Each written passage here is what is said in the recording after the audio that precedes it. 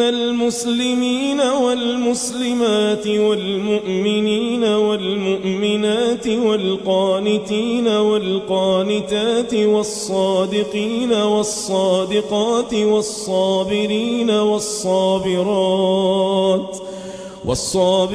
والصابرات والخاشعين والخاشعات والمتصدقين والمتصدقات